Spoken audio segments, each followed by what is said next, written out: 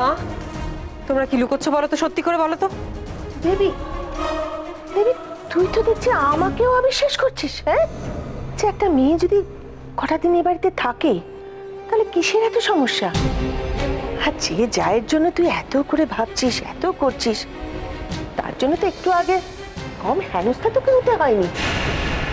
আশ্চর্য ব্যাপার তো, কোনো কালে বাপের বাড়িতে গিয়ে তো দুরাতও কাটাসনি প্রয়োজন ছাড়া। যে বাড়ির জন্য এত কিছু করছিস, কি পেলি? মা, এক মিনিট। মা, আপনি ভুল করছেন আসলে। মা শোনো, আমি তোমার কাছ থেকে আমার শ্বশুর বাড়ি নিয়ে কোনো কথা শুনবো না, কোনো কথাই শুনবো না। দিদি ভাই, আমি একটু আসছি। হ্যাঁ হ্যাঁ, দিদি ভাই, বলছি আমি বড়দিকে বলেছি আমার খাবারটা এখানে নিয়ে আসতে, তুমি আমাকে খাইয়ে দেবে, কেমন? বড়দা, হ্যাঁ। আমার না দিদি ভাইয়ের সঙ্গে কিছু কথা আছে, আমাদের একটু আলাদা ছেড়ে দেবেন? হ্যাঁ হ্যাঁ নিশ্চয়ই। মা, আপনার তো কিছু খাওয়া দাওয়া হয়নি, চলুন একটু ফ্রেশ হয়ে নেবেন। ও আপনার সাথে আলাপ করানো হয়নি, ও আমার ছোট ভাইয়ের বউ আলো। থাক না থাক, এই সময় সামনে ঝুঁকতে নেই। আর ও হচ্ছে দেবীর বোন শর্মিষ্ঠা।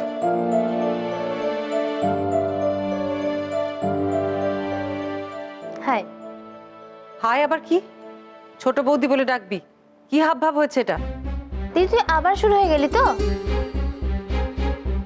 ওকে, সরি। ও দিদি ভাই একটু বকে, মানে আমরাও মাঝে মধ্যে বকা খেয়েছি, তুমি কিছু মনে করো না, কেমন? আবারও তো বকতে শুরু করে দেবে। চলুন মা।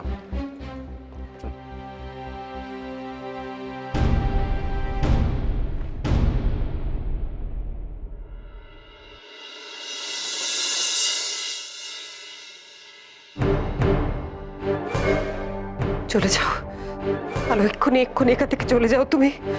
আমি হাত জোর করে বলছি, যাও। আমি সত্যি অপয়া, আমার কাছাকাছিও থেকো না তুমি। আমি চাই না তোমার সন্তানের কোনো ক্ষতি হোক, আমার জন্য কোনো ক্ষতি হোক, বিশেষ করে এখন যখন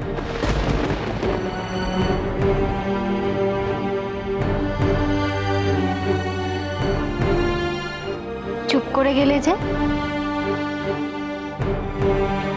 বিশেষ করে এখন যখন আমার জীবনে ঝুঁকি আছে, মা বা সন্তান যে কোনো একজন কেউ বাঁচতে পারে।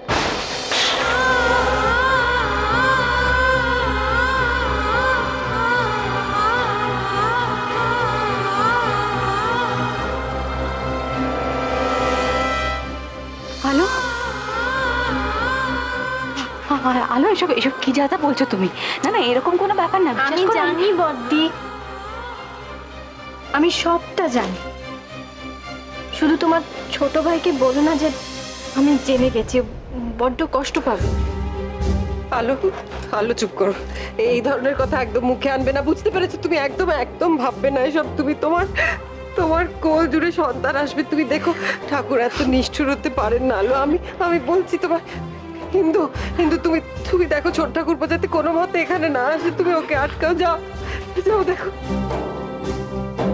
দিদি ভাই,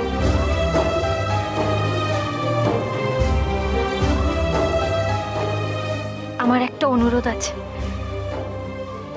আমার যদি কিছু হয়ে যায়, তুমি আমার সন্তানের মা হবে, কথা দাও।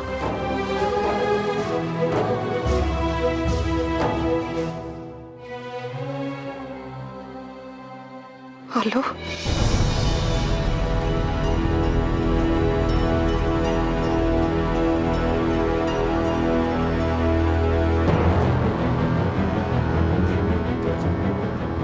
এই সন্তান তোমার দিদি ভাই, ও যেন কোনোদিনও মা হারা না হয়। আমি জানি আমার জীবনের অনেক ঝুঁকি আছে, তুমি আমাকে কথা দাও, তুমি ওকে বাঁচাবে, ওকে মানুষের মতন মানুষ করবে, ওর যেন কোনোদিনও কোনো। এগুলো কি বলছো তুমি আলো?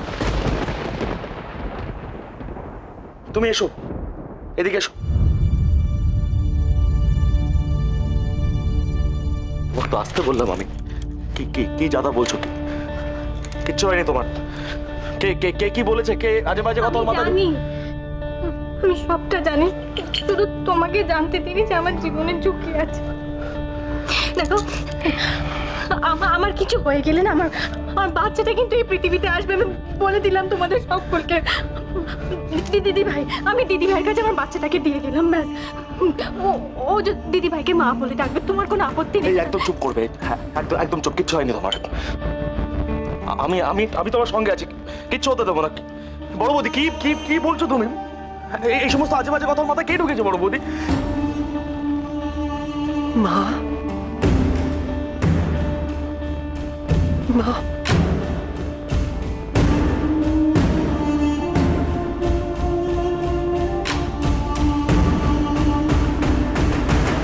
আমি মা হব।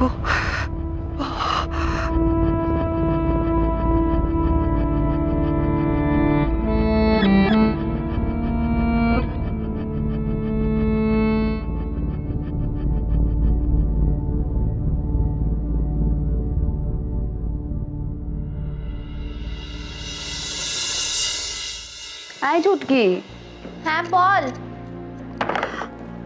আমার না কিছু ভাল লাগছে না জানিস। আজকে সকাল থেকেই না দিনটা খুব খারাপ যাচ্ছে। আলোটা সবকিছু জেনে গেল, দেখে বড় বৌদির মনের এই অবস্থা। আর ওই দেখো, তোমরা এখানে কাজ করছো। হ্যাঁ, দিদি ভাই কই? হ্যাঁ, দিদি ভাই কই? আচ্ছা আচ্ছা, সাবধানে বসো। ছোট বৌদি, বড় বৌদি সকাল থেকে এখানে আসেনি। তাই?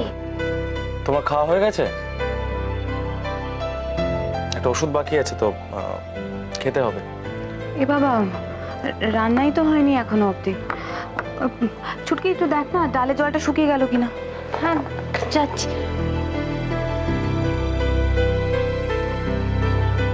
এসবের মানে কি দিদি? মানে এখনো পর্যন্ত রান্না হয়নি? আমাকে বলছিস কেন ভাই? আমি কি করবো বল? আমি কি সব করি নাকি? বড় বৌদি তো সবকিছু সামলায়। বড় বৌদি আজকে রান্নাঘরের দিকেই আসেনি। তারপর বংশী কাকাও নেই, একটা নতুন লোক দিয়ে গেছে। দিদি, এটাই চাইছিলেন তো? উফ ভগবান, দেখেছিস তো? আচ্ছা, এর মধ্যে কি বড়ি থাকে শঙ্কর? ভূত। আচ্ছা, আমি দেখে দিচ্ছি। হ্যাঁ, আচ্ছা, সাবধানে যেও। না, একদম না, তুমি যাবে না। দিদি, বড় বৌদি কোথায়?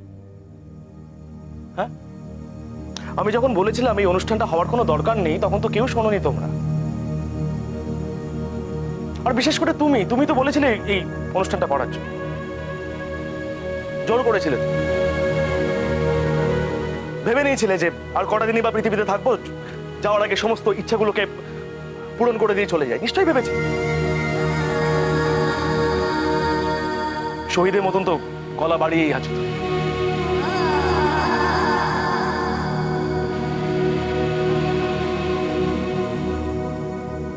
আর কিছু ভাবার নিশ্চয়ই দরকার। নিশ্চয়ই এটা ভাবনি যে কেউ থাকতে পারে,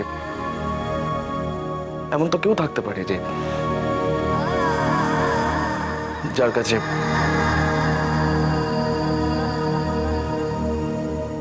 নিশ্চয়ই ভাবনি তুমি। আমি বড় বৌদিকে ডেকে আনছি, না হলে রাতের খাবারটা বোধহয় হবে না।